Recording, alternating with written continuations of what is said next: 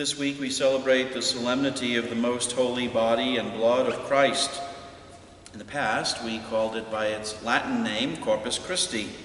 It is an opportunity for us to focus on the Eucharist, on the body and blood of Christ, to give thanks for this most wonderful gift.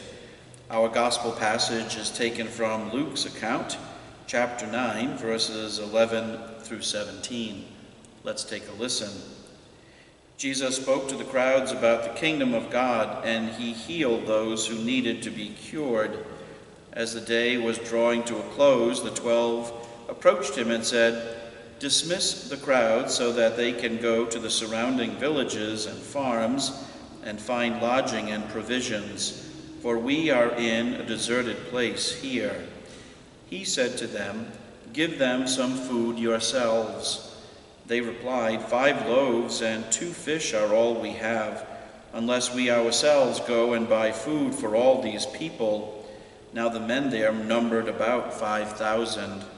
Then he said to his disciples, "Have them sit down in groups of about 50. They did so and made them all sit down. Then, taking the 5 loaves and the 2 fish and looking up to heaven, he said the blessing over them, broke them, and gave them to the disciples to set before the crowd. They all ate and were satisfied. And when the leftover fragments were picked up, they filled 12 wicker baskets. Jesus recognizes that the people are hungry. The disciples want to send them away so that they can find their own food. They suggest that they can get whatever provisions they need from one of the local villages. Jesus wants them to be fed. He gathers together the 5 loaves and 2 fish, and then he blessed them, he breaks them, and distributes them. How astonished the disciples must have been.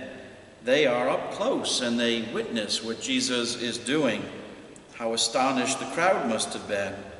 I suspect they may have been asking themselves, where is he getting this food?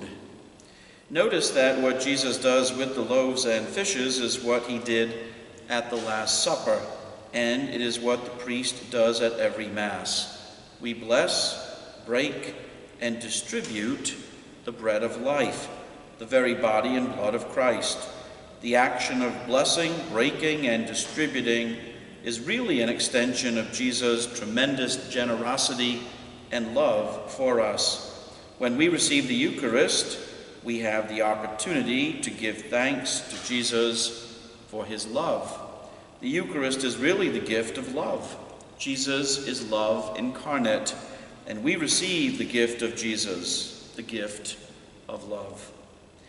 What is your relationship with the Eucharist? How do you prepare to receive the Eucharist? What do you do when you return to your pew after receiving this gift? We know that the word Eucharist means thanksgiving. We can for sure express our thanks for this great gift. It is a gift we do not want to take for granted. It is a gift we do not want to minimize or dismiss in any way. We want to show proper respect for this gift. I wonder if receiving the multiplied bread and loaves fishes helped to open the disciples' eyes about Jesus' identity. Does the receiving of the Eucharist open our eyes to Jesus' identity? Let's take a few quiet minutes after receiving the Eucharist to reflect on these questions. Until then, let the gospel fill your week. For now, see you in church. God bless.